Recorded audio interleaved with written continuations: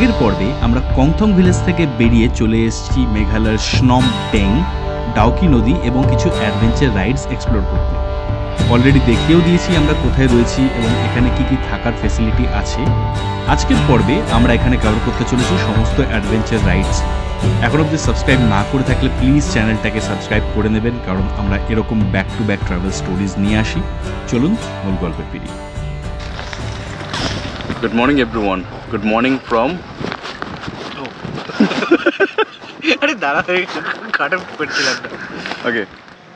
Good morning everyone. Good morning from স্নম ডেং। Morning রিভিলটা হয়ে যাক নাকি?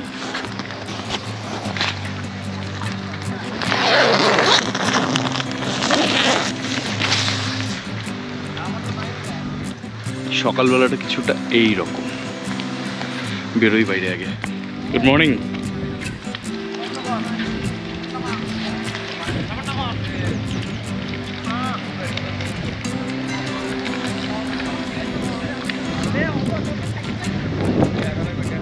কালকে রাত্রে আমরা এই জায়গাটা বসেছিলাম, এই টেবিলটা ছিল না, তার ঠিক পরেই ওখানটায় আগুন জ্বালিয়ে বসেছিলাম। দারুণ মজা হয়েছে। রাত 12:30 অবধি জেগেছিলাম। তারপরে এমন হাওয়া চলতে শুরু করলো, ইভেন এখনও টেন্টের উপরগুলো দেখলে বোঝা যাবে বীভৎস হাওয়া চলেছে। আর জলটা দেখুন, স্বচ্ছ হালকা ওশিয়ান গ্রিন কালার, একদম টলটল করছে। পরপর এখান থেকে টেন্ট রয়েছে, এদিক থেকে শুরু করে অনেকটা জায়গা জুড়ে টেন্ট। উপরে একটা হ্যাঙ্গিং ব্রিজ, যেটা দারুণ লাগছে। আর ওই পারও দেখলে অনেকগুলো টেন্ট রয়েছে, তো ওগুলোর কন্ট্যাক্ট আমাদের কাছে ছিল না, লাস্ট মোমেন্ট প্ল্যান যেহেতু। যেটুকু বুঝলাম, ওই উপরে হচ্ছে পার্কিং লট। এখান থেকে এসে সাসপেনশন ব্রিজ থেকে হেঁটে তারপর ওপারে গিয়ে ওই টেন্টগুলোতে থাকা যায়, কিন্তু সেক্ষেত্রে লাগেজের লিমিটেশন রাখতে হবে, নাহলে আমাদের মতো লাগেজ হলে চাপ আছে অত দূর যাওয়া।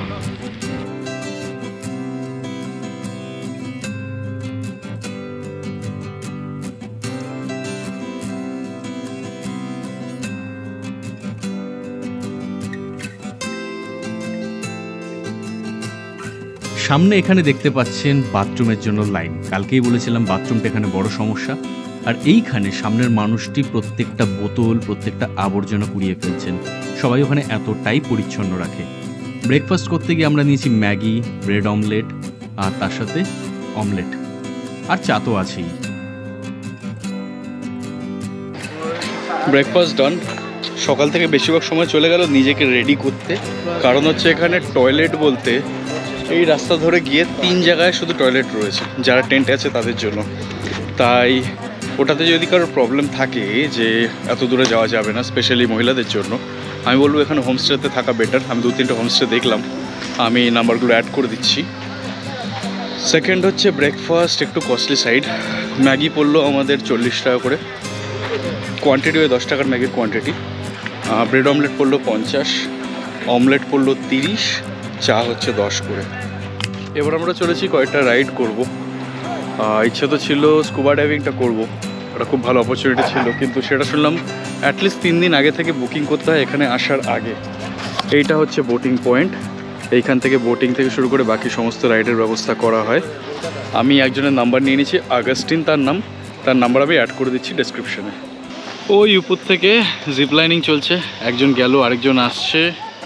রাত্রিবেলা আমরা এই হ্যাঙ্গিং ব্রিজটাতেও গেছিলাম, কোনো বাধা নেই রাত্রে যাওয়ায়, তো অনেকক্ষণ আমরা ওখানে টাইম স্পেন্ড করেছি, বেশ ভালো ছিল সময়টা। খুব হাওয়া চলছিল রাত্রিবেলা। বাকি এবার চলুন এদিকে যাই।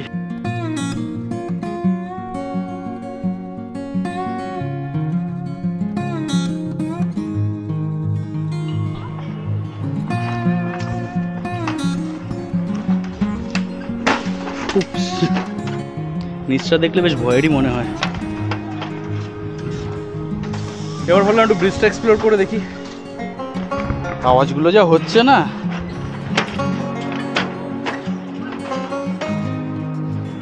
আলাদা লাগছে এখান থেকে।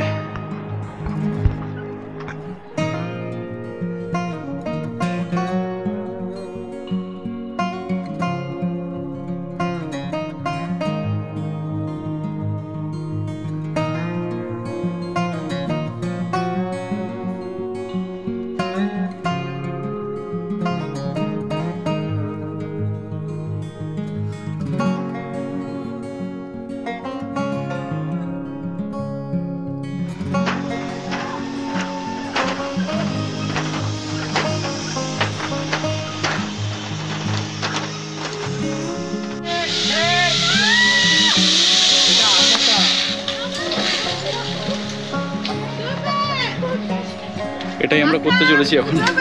তারপরে ওই যে লাগলো ওটাতেই তো ক্যামেরা ফেলে দেবো আমি। এইখানে রেজিস্ট্রেশন হবে, পেমেন্ট হবে, তারপর এখানে সমস্ত গ্যাজেটস পুট অন করে ওখানে গিয়ে আপনাদের জিপলাইন করতে হবে। এখান থেকে উপরে গিয়ে ফার্স্ট পার্ট এদিকে যাবে, তারপর ওখান থেকে ব্যাক। দুজনের পড়লো 1400 টাকা। আমার ওয়েট 90-র উপরে, তাই হচ্ছে না। এনারা ইউজুয়ালি 80 to 85 অবধি অ্যালাউ করেন, 90টা অ্যালাউ করছে না। ব্যাড লাক, মনটা খারাপ হয়ে গেল। বাকি এইখানে দেখছি প্রত্যেকে এসে মার্কারিং দিয়ে নিজের নিজের রিভিউ লিখে যান, পুরো জায়গাটা ভর্তি। আমি কয়েকটা পড়ছি, বেশ ভালো লাগছে। মাকো মানানা ওয়াজ ওয়ার্থ ইট, 24/11/24। মাউন্টেন ডিউ डर की माँ की, you know what, I bounced back but I still loved it. Thank you. Captain Marvel. Ta-da-da-da. Ta-da-da-da. আমি কিছুদিন আগে যদিও করলাম নেপালে, বাট এটা আমার করার খুব ইচ্ছে ছিল, কারণ এখানে এই নদীর ভিউটা খুব সুন্দর। দেখে মনে হচ্ছে মাইক্রোওয়েভ থেকে খাবার নিতে যাচ্ছ। টেনশন কিচ্ছু না, টার্মস এন্ড পলিসিস দেখে একটু ফেটে গেছে। না ওটাতে লেখা, তাহলে একবার বুকিং করে ফেলে টাকা রিফান্ড হবে না। না ওটার জন্য না, মরে গেলে লাইবল নেয় না। পুরো ওজনটা কোমরে থাকছে, চেয়ারে বসার মতো বসতে হবে, আর দুটো হাত একটা উপরের তারে একটা নিচের তারে থাকবে, যেটা থামার সময় ব্রেকিং এর জন্য ইউজ হবে। আর এই হাতের এখানে দেখুন গ্লাভসে মোটা একটা লেদার আছে, তো ওটা ফ্রিকশনটাকে কন্ট্রোল করতে হেল্প করবে।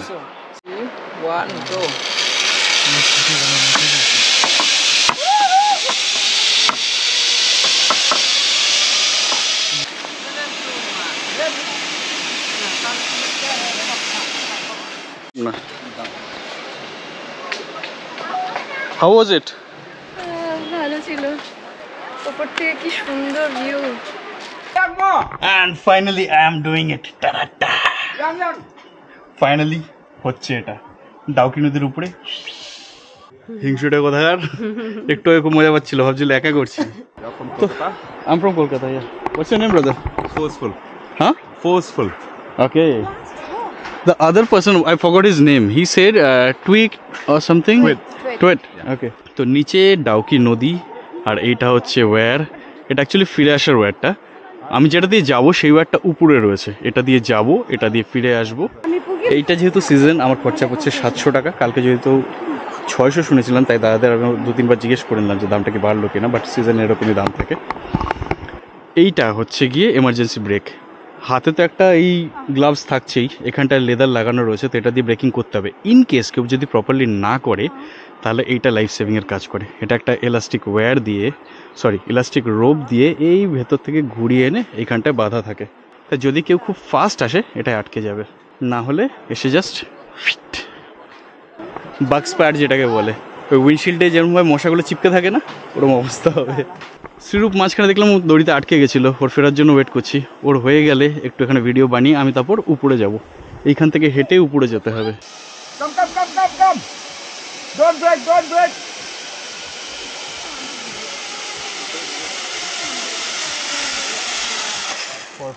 কি খবর তোর? তো চোখ মুখ কেরম লাগছে কেন? ওতে কোথায় আটকে গেছিলে? অভিজ্ঞতা বল। আরে বল কিছু। এই প্রথমবারে যেদিকে অবস্থা খারাপ হয়ে গেছিল, আটকে গেছিলি তুই? আমি দেখলাম অনেকক্ষণ ঝুলেছিলি। আগে ব্রেক মেরেছিস? হ্যাঁ আগে ব্রেক মেরেছিস? ওকে, যাও। And here we go.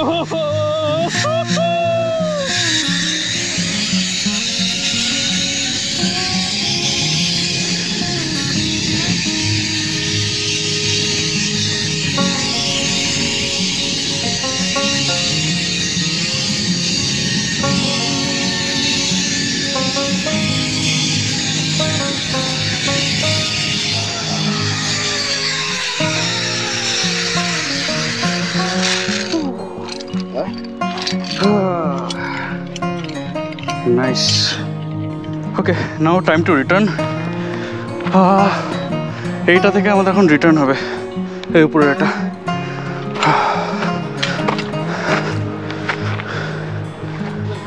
Yeah, sure. What's your name, man? Kevin. Nice to meet you, Kevin. তো এই দিদি ব্রেক তাড়াতাড়ি মেরে ওইখানটা ঝুলে গেছিলেন, এই দাদা গিয়ে আবার ওনাকে রেস্কিউ করে নিয়ে আসছেন। তো এই জায়গায় তারটা এরকম থাকে, আমরা ভাবি একদম স্ট্রেট হয়তো, কিন্তু এরকম থাকে। তো লাস্টের দিকটা একটু এরমভাবে এসে একটু হালকা উপরের দিকে যায়। Okay, sir. So this one is mode fast. Okay.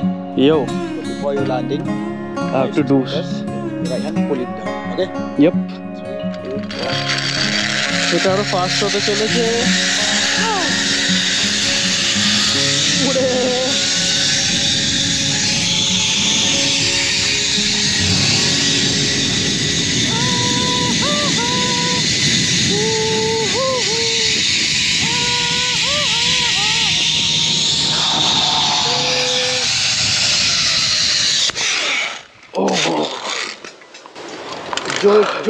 বিশাল দূর থেকে ব্রেক মেরেছি, এই জন্য বলে weight matters. Step up. Step up on the bench. Awesome. This one is super fast. I'm telling you now, bro. More weight you have, more faster you'll go. I started brake from there and But it's still. ow. And that's the reason they gave us the helmet. মাথা এক্ষুনি বাড়িটা খেলাম।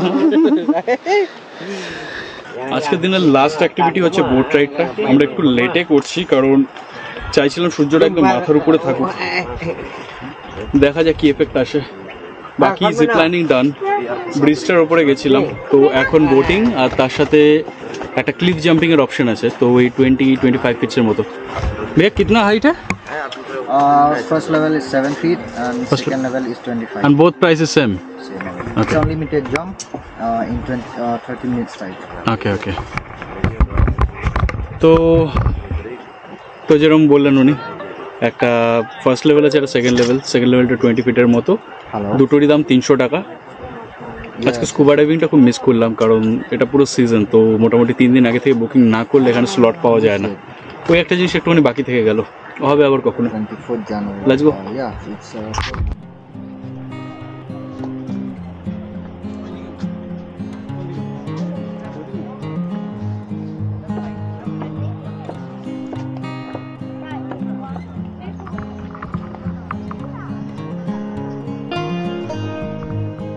অবশেষে জীবনের বহু প্রতীক্ষিত একটি মুহূর্তের কাছে এসে হাজির হয়েছি। অনেকটা স্বপ্নের মতো লাগছিল। শেষে কিনা আমরা নৌকায় বসে ডাউকি নদীর উপরে ভেসে বেড়াচ্ছি। আর জলটা দেখুন, পুরো কাচের মতো স্বচ্ছ টলটলে, একদম জলের নিচ অবধি দেখা যাচ্ছে। দেখে মনে হচ্ছে কি সামান্য একটু জল, কিন্তু না, বেশ গভীর আছে।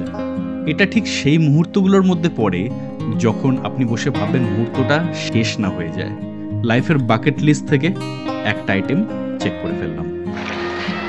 একদম স্বচ্ছ জল, আর আমাদের রিফ্লেকশনটা দেখলেই বোঝা যাবে জলের মধ্যে নৌকার। জাস্ট ভাসছি, রোদটা চলে গেল। সারাদিন প্রচুর আনন্দ করেছি, প্রচুর কোলাহল করেছি, কিন্তু এইখানে আসার পরে মনটা যেন এমনিতেই শান্ত হয়ে গেল। পিছনের ওই দাদার বৈঠা চালানোর আওয়াজ, তার সাথে ওনার ফোনে বাজছিল একটা আঞ্চলিক গান এবং জলের আওয়াজ, এর বাইরে আর কিচ্ছু নেই। জীবনের টু ডু বাকেট লিস্ট থেকে একটা আইটেম চেক হয়ে গেল। ডাউকি নদীতে এই নৌকোবিহারের সবথেকে আদর্শ সময় হলো ডিসেম্বর থেকে ফেব্রুয়ারি বা মার্চ, আর সকাল 10টা থেকে 12টার মধ্যে যখন সূর্য মাথার উপরে থাকে, সেই সময়টা জলের এই কাঁচের মতো স্বচ্ছতারও বেশি ধরা পড়ে। তাই মনে হয় ঠিক নিচে জল নেই, কেমন যেন মহাশূন্যে আমরা একটা নৌকায় অদ্ভুতভাবে আলাদিনের মতো ভেসে বেড়াচ্ছি। এই জায়গাটা মাছে ভর্তি পুরো। ক্যামেরায় কতটা আসছে জানি না, বাট খালি চোখে দেখা যাচ্ছিল, স্পেশালি পাথরের উপরগুলোতে ভর্তি মাছ।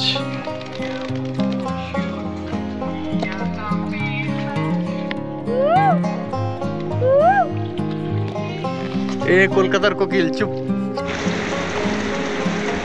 উফ, এই জায়গার স্ট্রাকচারটা আলাদাই। আর বেয়ে বেয়ে জল নামছে, এখান থেকে নামছে, এদিক থেকে নামছে। মানে বর্ষাকালে তো তার মানে একটা জলের লেভেল অনেক উঁচু হবে, হয়তো এই পাথরগুলো ডুবে যাবে, আর এখানটা দিয়ে পুরো ঝরঝর করে জল নামবে। बारिश में इतना दूर आ सकते हैं क्या नाव लेके? तब कितना पानी रहता है? পুরো উপর তক?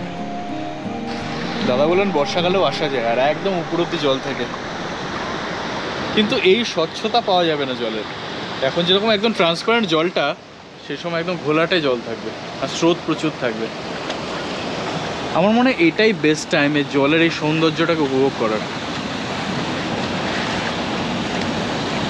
ও বিউটিফুল, কালারটা। আপনারা যদি ভিডিওটা দেখছেন বিশ্বাস করুন আমি কোনো রকমের এডিটিং ইউজ করি না, কোনো কালার গ্রেডিং আমি করি না, this is real colour.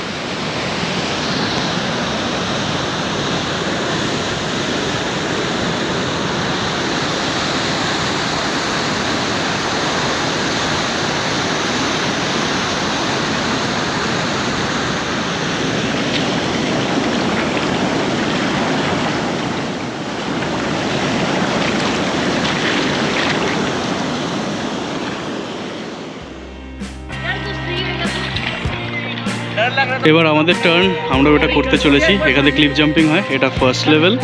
Second level হচ্ছে ওই উপরটায়, আমি ওটা থেকে করবো। Looks fun. আমিও করবো।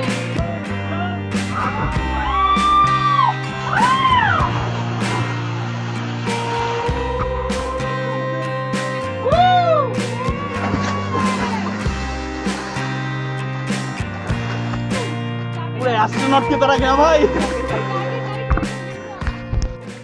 আচ্ছা, দুটো পার্ট রয়েছে, এটা হচ্ছে 9 ফিট ডিস্টেন্সটা দেখা যাচ্ছে, নিচে একটা পাথরও দেখা যাচ্ছে। আর আমি এতক্ষণ সানগ্লাস পরে জাম্প মারছিলাম, দাদা বললেন বলে আমি ভুলে গেছি সানগ্লাস পরে রয়েছে। রোদটা প্রচন্ড বেড়ে গেছে এখন। ওকে, এবার নিয়ম হচ্ছে ফার্স্টে জাম্প দিয়ে এই যে নিচে পাথরটা আছে ওটার থেকে ডিস্টেন্সে জাম্প দিতে হবে, তাহলে আপনি সেকেন্ড জাম্পের জন্য যেটা ওইখান থেকে সেটার জন্য এলিজিবল। কারণ নিচে অনেক পাথর আছে, সেটাকে আপনাকে অ্যাটলিস্ট তার থেকে দূরে জাম্প করতে হবে। So let's try this one first. Ready? 1, 2. अरे रुक जाओ भैया, मत बोलो, मैं खुद कर लूंगा। Let me do it. कोई नहीं Just 3 times. हम पकड़। अबे चलो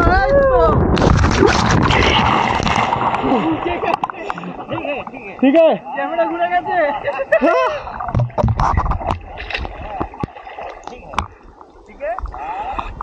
এলিজিবল। বাবার দৌলতে ছোটবেলায় পুকুরে বহুত লাফাঝাপা করেছি, তাই 7 ফিট সেরকম চ্যালেঞ্জিং মনে হয়নি। জাস্ট ডিস্টেন্সটা অনেকটা লাফাতে হবে, তাই জন্য নিজেকে প্রিপেয়ার করছিলাম। কিন্তু উপরে এইখান থেকে লাফ মারার সময় লিটারালি নিজের নিঃশ্বাস, হার্টবিট সব কিছু ফিল করেছি।